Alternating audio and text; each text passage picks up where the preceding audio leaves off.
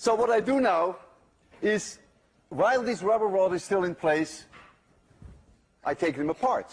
And when I take them apart, this negative charge is trapped and this positive charge is trapped. And so I have thereby created negative charge on this one, positive on this one, and it's equal in magnitude, so I have a dipole. What I want to demonstrate to you is that indeed I have positive charge here and negative here, that there is a difference in polarity between these two, and that's the way that I will do the experiment. I will not show you that the amount of charge is exactly the same on each, which of course it has to be.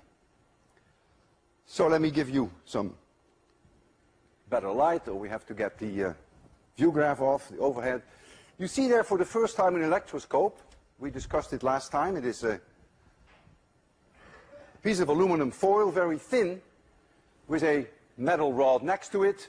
And when I put charge on the rod, it will also go onto the aluminum foil, and they will repel each other, and so the aluminum tinsel will go to the right. And the more charge there is on it, the farther it goes to the right. So let me first put these two together, make sure they are completely discharged.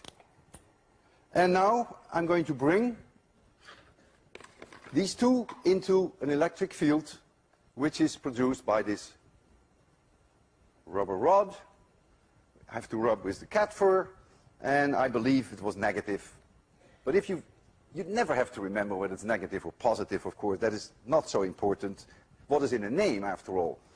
But it happens to be negative. Okay, so now we go here.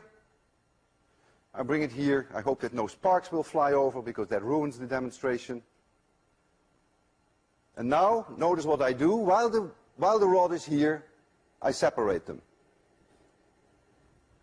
So as I was holding it there, things were going on in there that you and I couldn't see. But the electrons, the rubber rod is negative, electrons were shifting in this direction, and this is now positive and that is now negative. If I take this one and I touch it with the electroscope, you clearly see that there is charge on this. How can I show you now that there is charge of different polarity on the other one? Well, the way I will do that is I will approach this electroscope by bringing this sphere very close to it. And if this charge is different than the charge that is on it, the electroscope will, the reading will become smaller. And why is that? Why will the reading become smaller? Well, here is the situation of the electroscope now. And here is that ball that you see on top. This is upside down there. If this is all negative,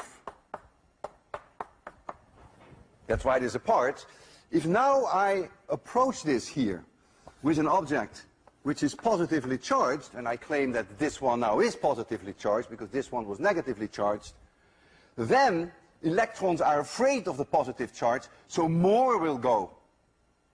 Excuse me, electrons love the positive charge, so the electrons want to come to the positive charge, so these electrons drift down again. And so if they come down, fewer will be here, and so you will see this. If, however, I put here a negative rod, then the electrons which are here want to go further away, they will stream up, and therefore the reading will become larger. So you can always, through induction, test what the polarity is of your charge. Let's hope that this one is still holding its charge while I was talking. So I claim now that if this polarity is different, and if it's still there, when I approach the electroscope, come very close, that the reading should become a little smaller without even touching it. Let's see whether that works. You see, it goes down. You see, it goes down. It goes down. So through induction, I have demonstrated that this has indeed a different polarity from this one. If I approach it with this one, it would go further out, unless it already is at a maximum. Let's try that. You see, it goes further out. So not only have I demonstrated that I created a dipole, but you've also seen that by means of induction that you can demonstrate that there's a difference in polarity.